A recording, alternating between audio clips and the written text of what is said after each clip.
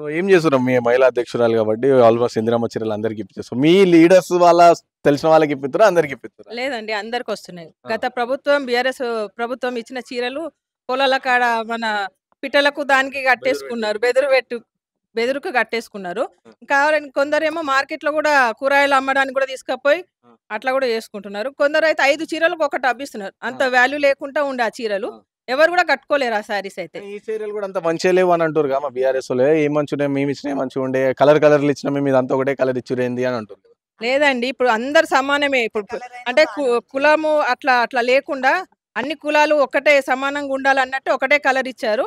ఎటన్నా వెళ్ళినా కానీ మా మహిళలు అందరం వెళ్ళినా కానీ శారీస్ కట్టుకొని వెళ్తుంటే మాకు ఒక గుర్తింపు వస్తుంది. ఇప్పుడు ఏదన్నా ఎవరికైనా ఆపద వచ్చినా కానీ మేము అందరం ఇట్లా శారీస్ కట్టుకొని వెళ్తుంటే వీళ్ళంతా మన గ్రూప్లలో మహిళా సంఘాలలో ఉన్నారు అన్నట్టు మాకు గుర్తింపు ఉంటుంది. మాకు మా రేవంత్ అన్న పుట్టింటి కానుకలాగా మాకు ఇచ్చారు. కానీ బతుకమ్మ పండుగ ఇవ్వాల్సింది బతుకమ్మ పండుగ అయిపోయింది. ఇప్పుడు మహిళలందరూ నారాజు ఉన్నారు. పండుగకి ఇవ్వాల్సింది పోయి ఉత్తప్పుడు ఇచ్చుడైంది అని చెప్పేసి అనుకుంటారంట కదా.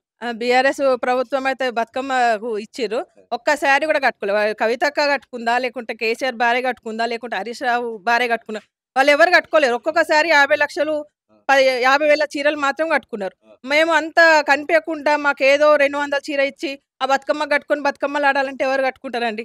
ఇప్పుడు ఇచ్చిన మా రేవంత్ అని ఇచ్చిన శారీస్ మాత్రం సిరిసిల్ల శారీస్ చేనేతల వాళ్ళకు కూడా సంపాదన ఉండాలన్నట్టు అక్కడ నేసి మాకు ఈ శారీస్ ఇచ్చారు. కానీ 2 చీరలు ఇవ్వాల్సింది ఒక్కొక్కటే చీర ఇచ్చాను కదా. సో 2 ఎప్పుడు ఇస్తారు అని చెప్పేసి కొంతమంది మహిళలు అడుగుతారంట కదా. మళ్ళీ మార్చి 1 నుంచి మాకు దానికి వస్తుందండి.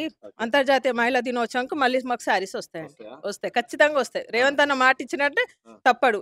అప్పుడు వైఎస్ఆర్ రాజశేఖర్ రెడ్డి మాట ఇస్తే మడమ తిప్పకుంటుండే, మళ్ళీ ఇప్పుడు రేవంత్ అన్న కూడా మనకు అట్లానే ఉన్నాడు. కానీ బీఆర్ఎస్ వాళ్ళు ఏం చెప్తారంటే ఒక చేతుని చీర తీసుకొని ఇంకా చేతుని 2,500 ఏమైనా అడుగురు, తులం బంగారం ఏమైనా అడుగురు, ఇవన్నీ అడుగురు అని అంటారు కదా. అంటే 2,000 ఉంటే మాకు ఖర్చులకు అయిపోతాయి కానీ మాకు ఇట్లా శారీస్ కానీ మహిళా గ్రూపులకు మాకు లోన్లు 2 లక్షల లోన్లు ఇస్తున్నారు. మళ్ళీ పావుల వడ్డీ రుణాలు కూడా మాకు ఇస్తున్నారండి. అది మాకు ఎందుకంటే మేము ఏదైనా బిజినెస్ చేసుకోవాలన్నా మాకు ఖచ్చితంగా యూజ్ అవుతున్నాయి. ఈ 2,500 ఏందండి, ఒక కూరగాయలు షాపింగ్ పోతే ఒక చీర 2 చీరలు కొనుక్కొని మనకు అయిపోతాయి. అట్లా కాకుండా మాకు మహిళా సంఘాలకు రుణాలు ఇస్తున్నారు కాబట్టి మాకైతే ఖచ్చితంగా యూజ్ అయితే ఇస్తున్నాడు. రేవంత్ అన్న ఇచ్చిన ఏమి ఎప్పటికీ గుర్తుండిపోయేటే ఇస్తున్నారు తప్ప వేరే ఏమి ఇస్తలేదు. ఇప్పుడు ఇంద్రమీన్లో అంటే మీరు ఇప్పించారు అందరికి అర్హులైన అందరికి అంటే పార్టీ పరంగానే ఇప్పిస్తున్నామండి. టీఆర్ఎస్ బీజేపీ అన్నట్టు కాకుండా అందరికి ఎవరు కట్టుకుంటే వాళ్ళకి మేము ఖచ్చితంగా ఇప్పిస్తున్నాం. మొన్ననే ఇప్పించినాం. అంటే వాళ్ళకి బిల్స్ కూడా వచ్చేసినాయి. ఇప్పుడు 4 లక్షలు నాయకులకు మీకు తెలిసిన వాళ్ళు మీకు దగ్గర ఉండేటోళ్ళు ఆసరైన వాళ్ళకి ఇప్పించారా, లేకపోతే ఇండ్లు లేని వాళ్ళకి ఇప్పించారా? ఇల్లు లేని వాళ్ళకే ఇప్పించినాం మేమైతే ఖచ్చితంగా. అంటే కట్టుకుంటా అన్న వాళ్ళందరికి ఎలిజిబుల్ ఉన్న వాళ్ళందరికీ ఇస్తున్నాం మేము ఇల్లు. అంటే కాంగ్రెస్ బీజేపీ టీఆర్ఎస్ అనేది కాకుండా ఎవరు కట్టుకుంటా అంటే వాళ్ళకి ఫస్ట్ ప్రయారిటీ ఇస్తున్నాం.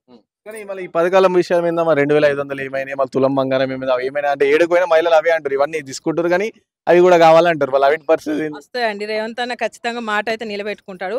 అప్పుల పాలు చేసి గత ప్రభుత్వం అప్పుల పాలు చేసింది కాబట్టి తీర్చుకోలేకపోతున్నారు. ఇప్పుడు ఖచ్చితంగా ఇంకా 3 సంవత్సరాలు ఉన్నాయి కాబట్టి ఖచ్చితంగా మాకు అవి వస్తాయని మేము ఆశిస్తున్నాం. రేవంత్ అన్న మీద అయితే నమ్మకం ఉన్నది. అడిగినా గానీ మేము చెప్తున్నామండి సమాధానం అయితే. వాళ్ళే అంటున్నారు మనకు పావుల వడ్డీ రుణాలు అయితే ఇస్తున్నారు కదా, అవి రాకుంటే ఏంది ఇవి వస్తున్నాయి కదా అన్నట్టు అంటున్నారు. మళ్ళీ ఆర్టీసీ కూడా మాకు ఫ్రీ బస్ ఇస్తున్నది. ఇప్పుడు ఎక్కడికి పోయినా మొత్తం మహిళలే వెళ్తున్నాం. మా జెంట్స్ అందరూ అది కామన్ అండి. అది అంటే పుట్టిస్తారు అట్లా వెళ్ళేటోళ్ళు అయితే మంచిగా దర్శనాలు చేసుకుంటున్నారు. కార్తీక మాసం మొత్తం గుళ్ళ గోపురాలు అన్ని తిరుక్కుంటూనే వచ్చినారండి. అట్లా ఏం లేదు. షాపింగ్ పోవాలన్నా ఒక్కలే పోదురు. అప్పుడు ఇప్పుడు 10 మంది వేసుకుని అందరం కలిసి వెళ్తున్నాం. అందరికి ఒక పని పెట్టుకునే పోతున్నారు తప్ప ఒక్కల కోసం అన్నట్టు కాకుండా. ఉట్టుటి ఎవరు తిరగారండి, పని పెట్టుకుని అయితే ఎవరు తిరగారు. కేటీఆర్ మస్తు అంటాడు. కేటీఆర్ పని లేక తిరుగుతున్నావు కానీ మా దగ్గర మహిళలు అయితే ఖచ్చితంగా తిరుగుతున్నారు. పని కోసమే తిరుగుతున్నారు తప్ప వేరే పని కోసం అయితే కాదు. రేషన్ కార్డులు వస్తున్నాయండి. 10 సంవత్సరాల నుంచి లేని రేషన్ కార్డులు అయితే ఇప్పుడు మన కాంగ్రెస్ గవర్నమెంట్ రాగానే రేషన్ కార్డులు అయితే ఖచ్చితంగా వస్తున్నాయి. సన్న బియ్యం వస్తున్నాయి. మేము కూడా ఇంటింటికి పోయి కామారెడ్డిలో కూడా మేము షబీర్ సార్ ఇట్లా పోయినప్పుడు అందరి ఇళ్ళలో తినేసి వచ్చినాం.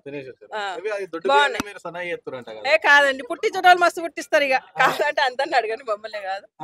అట్లేం లేదు, పుట్టిస్తున్నారు అన్ని. లేదు మంచిగా ఉన్నాయండి. బియ్యం కూడా బాగున్నాయి. మేము కూడా అవే తింటున్నాం.